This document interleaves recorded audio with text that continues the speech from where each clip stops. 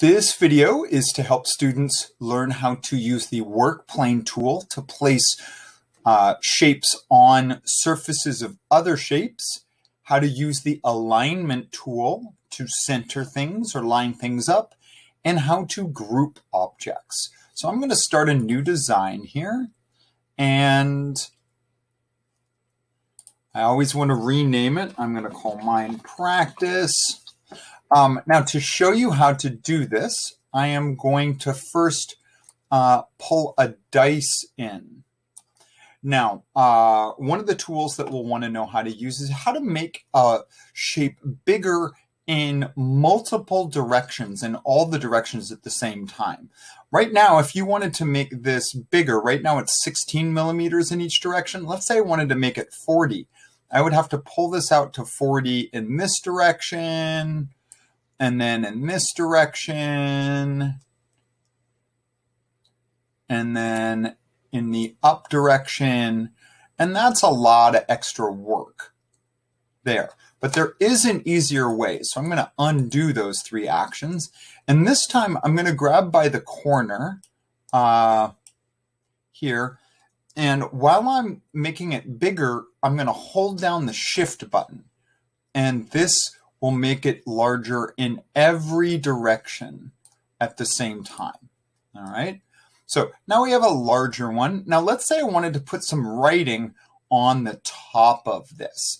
Well, what we used to have to do was to place some writing in and then lift it up and try to move it where it needed to be. And that could get a little tricky, and there's a much easier way. The way you do that is with this tool up here. It's called the workplane tool. If you click on the workplane tool and then click on the surface of a shape, you will see that it puts a temporary yellow workplane on the surface that you clicked on. So now when we drag something like text or another shape on, it will go on top of that workplane. Now, since that's placed where I wanted it to be, I'm going to click on workplane and click on the bottom again to get rid of that temporary workplane.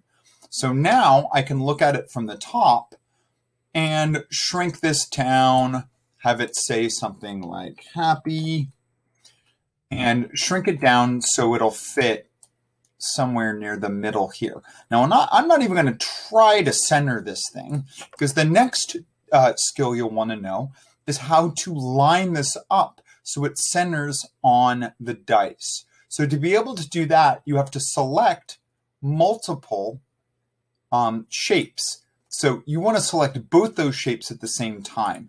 You'll see that I did that easily by drawing a box around both shapes here. You can see that lights up. And then we're going to use this tool right here. It's called the alignment tool. It looks like a little bar graph. When we click on that, we get some black dots.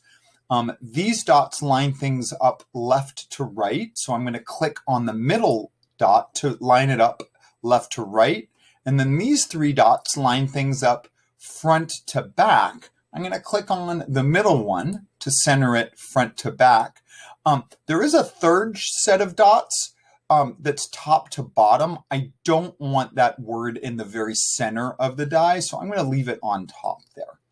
All right, moving on. Now I want to group these two objects. So I'm going to highlight both of them so they're both selected, and then I'm going to choose this grouping tool right here. So I click on that, and it joins the two shapes together so they are one shape.